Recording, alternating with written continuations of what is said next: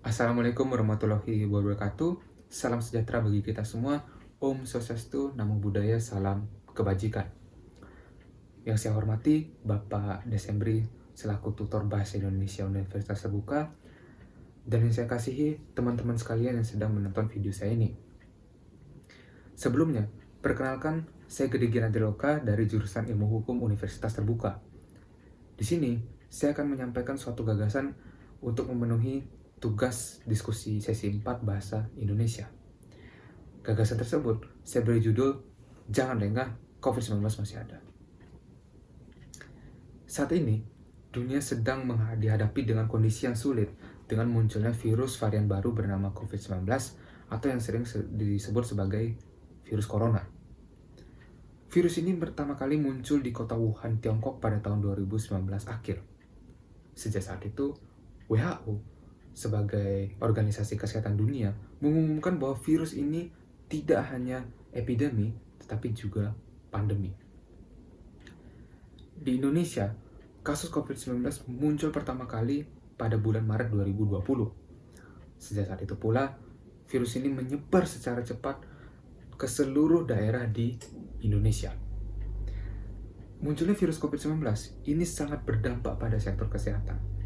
Hal itu dilihat dari tenaga medis yang kewalahan menangani banyak pasien COVID-19, disusul dengan rumah sakit yang sempat penuh di mana-mana, tabung oksigen mengalami kelangkaan, hingga yang terparah adalah banyaknya korban jiwa yang berjatuhan akibat COVID-19. Baik akibat virus COVID-19 itu sendiri maupun tenaga medis yang kewalahan. Namun, selain sektor kesehatan, sektor lainnya pun ikut kena imbasnya. Salah satu yang terparah adalah sektor ekonomi. Bahkan, pada tahun 2020, masyarakat di Indonesia sempat terbelah menjadi dua kubu, yakni kubu yang ingin pemerintah mengutamakan sektor kesehatan dan kubu yang ingin pemerintah mengutamakan sektor ekonomi. Tentu, pemerintah tidak hanya memperhatikan satu sektor saja dan mengabaikan sektor lainnya. Beragam cara atau langkah telah dilakukan oleh pemerintah Indonesia yang dituangkan melalui kebijakan-kebijakan. Salah satu yang sempat kontroversial adalah kebijakan mengenai PPKM yang dilakukan serentak hampir di seluruh daerah di Indonesia. PPKM ini dilakukan oleh pemerintah pada bulan Juli 2021 guna menekan angka kasus COVID-19 yang sempat berada pada angka 50.000 kasus lebih perharinya.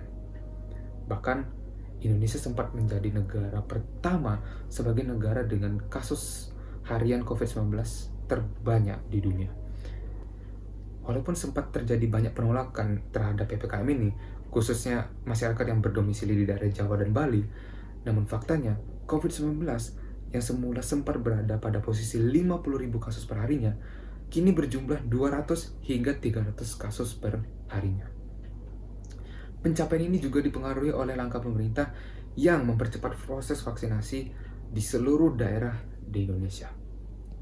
Namun, kita tidak boleh lengah dengan pencapaian ini.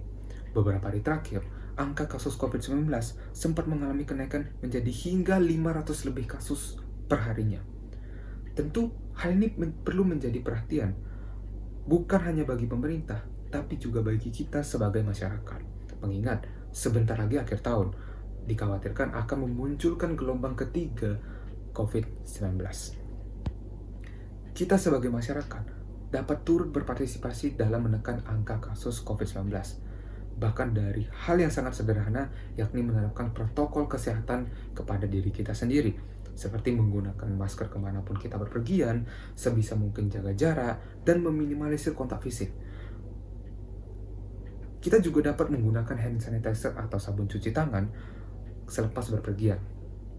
Selain itu, kita juga bisa mengikuti vaksinasi massal. Dengan vaksin, walaupun tidak menjamin akan terbebas dari virus COVID-19, tetapi setidaknya imun yang tubuh kita miliki akan lebih siap menghadapi virus ini. Jadi, jangan lengah, COVID-19 masih ada. Tanpa kita turut berpartisipasi, kebijakan yang dibuat oleh pemerintah pun akan terasa sia-sia. Sekian dari saya, terima kasih.